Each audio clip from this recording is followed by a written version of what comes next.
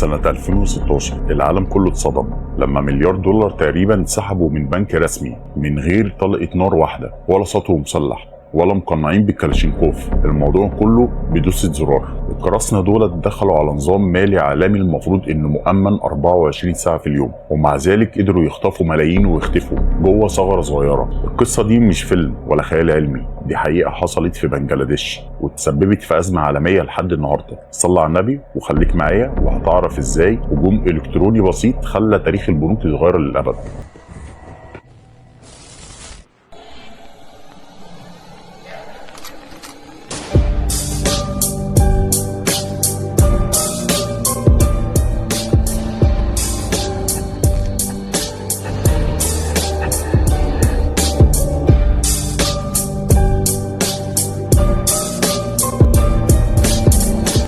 ازيكم يا شباب، عاملين ايه؟ النهارده هنحكي قصه غير اللي انا متعود احكيها على طول، اذا كان قصص رعب او قصص جرايم. بص يا صاحبي، في يوم من الايام التكنولوجيا دي بقت عامله زي الهواء اللي بنتنفسه، ما ينفعش نعيش من غيرها. كل حاجه في حياتنا بقت مربوطه بيها، من اول الفلوس اللي بنصرفها لحد البيانات اللي بتتجمع عننا في اي مكان. العالم كله بقى ماشي بكود وباسورد وشبكات انترنت، ومع التغيير ده ظهر نوع جديد من الجرايم. جرايم ما فيهوش بقى ولا وش ولا بصمات ولا حتى كاميرات مراقبه اللي انت تقدر تمسك بيها الحرامي. جرايم بتتعمل من على بعد الاف الكيلومترات بعيد عن الضحيه، وسموها الجرايم السيبرانيه. ومن بين كل الجرايم دي في جريمه واحده عملت دوشه للعالم كله، هزت النظام البنكي زي الزلزال. هقول لك على جريمه سرقه بنك بنجلاديش في 4 فبراير سنة 2016 في العاصمة داكا. موظفين البنك المركزي في بنجلاديش كانوا مخلصين يوم شغل عادي اللي هو بيخلص الساعة 5 العصر، فقفلوا مكاتبهم ومشوا. تاني يوم كان الجمعة، يعني يوم اجازة. مدير الدوريات جه عشان لازم يتأكد ان كل حاجة ماشية تمام.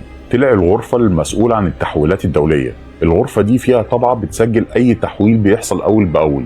دخل لقى حاجة غريبة، الطبعة واقفة من ليلة الخميس وما طبعتش ولا عملية، وده طبعا مش طبيعي لأن التحويلات الدولية شغالة 24 ساعة حتى لو هم أجازة. هو والموظفين حاولوا يشغلوها بس للأسف فشلوا يشغلوها، فسابوا الموضوع ده ليوم السبت، ويوم السبت رجعوا. وبعد شوية الطبعة اشتغلت فجأة وبدأت تطبع المعاملات اللي ما اتطبعتش. الموظفين قالوا يمكن كان عطل بسيط، لكن المفاجأة الكبيرة ان في 35 معاملة مش موجودة اصلا على سجل البنك الرقمي. والكارثة ان قيمتهم كانت 951 مليون دولار، يعني تقريبا مليار. والأسوأ ان التحويلات راحت للبنك الفيدرالي في نيويورك، ومنها الحسابات في بنك في الفلبين. الموظفين ساعتها اتصدموا. في الاول قالوا اكيد الطبعة لخبطت، بس بعدها اكتشفوا ان 4 عمليات فعلا اتنفذوا ووصلوا للفلبين بمقدار 81 مليون دولار. حاولوا يتواصلوا مع امريكا عشان يوقفوا الباقي، بس للاسف كان حظهم وحش، كانت اجازه نهايه الاسبوع. حاولوا مع الفلبين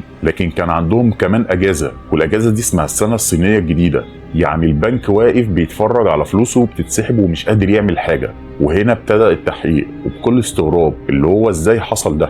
الهاكر ما قدروش يخترقوا نظام سويفت، وده اقوى نظام تحويل في العالم، فقرروا انهم يضربوا بنك اضعف مرتبط بيه وهو بنك بنجلاديش، واكتشفوا ان العمليه دي معموله باحتراف عالي. طيب العمليه دي تمت ازاي؟ العمليه دي تمت لما الهاكرز ابتدوا يبعتوا سيفيهات، بس السيفيهات دي ما كانتش عاديه، لا دي كانت عباره عن ايميلات ملغمه بفيروس لموظفين البنك كلهم. والموظفين ابتدوا يفتحوها، كانوا مفكرين ان الايميلات دي عاديه بما انها سيفيهات. ومن هنا الهاكرز بقى جوه السيستم. مجرد ما اتفتح الرسائل قعدوا شهور يدرسوا كل تفصيله جوه البنك لحد ما وصلوا للجهاز اللي بيبعت اوامر التحويل.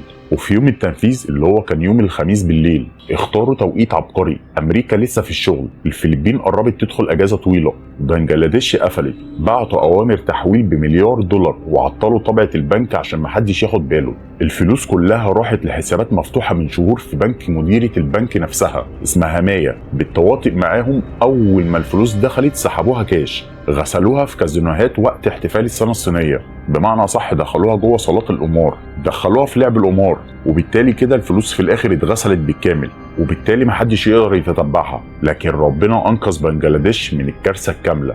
ليه؟ لان بقيه التحويلات اتعطلت بسبب كلمه كان مكتوب فيها حرف غلط. الكلمه دي كانت ظهرت في عنوان التحويل، والسيستم شافها انها مرتبطه بايران، وايران عليها عقوبات امريكيه، فساعتها وقف العمليات لحين المراجعه. 870 مليون دولار اتعطلوا. لو ما كانش حصل الخطأ ده كانت بنجلاديش اتسحبت على الأرض. بعد التحقيقات كبرت، العالم كله بقى يتابع وبدأوا يربطوا بين اللي حصل وبين هجوم قديم على شركة سوني سنة 2014 اللي اتهموا فيها مجموعة اسمها لازورس من كوريا الشمالية عشان نفس الطريقة ونفس الأكواد ونفس الأسلوب. يعني احتمال كبير إن كوريا الشمالية نفسها ورا الموضوع، عشان يقال ساعتها إن كوريا الشمالية كانت تعاني من ضعف شديد في الاقتصاد وكانوا محتاجين فلوس بأي طريقة، فكان ساعتها وظيفة الهاكرز دي اللي هم يدخلوا الفلوس دي للبلد. لكن لحد النهارده محدش يعرف الفلوس راحت فين بالظبط.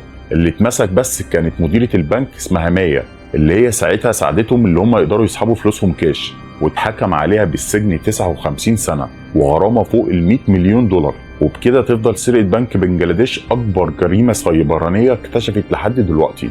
جريمة علمت العالم كله إن المستقبل مش بس حروب بأسلحة، لا ده كمان ممكن بدوسة زرار من هاكر قاعد في آخر الدنيا. ولحد هنا خلصت القصة. لو عجبكم الفيديو ما تنسوش الاشتراك واللايك عشان ده بيشجعني انزل فيديوهات باستمرار. تصبحوا على خير، سلام.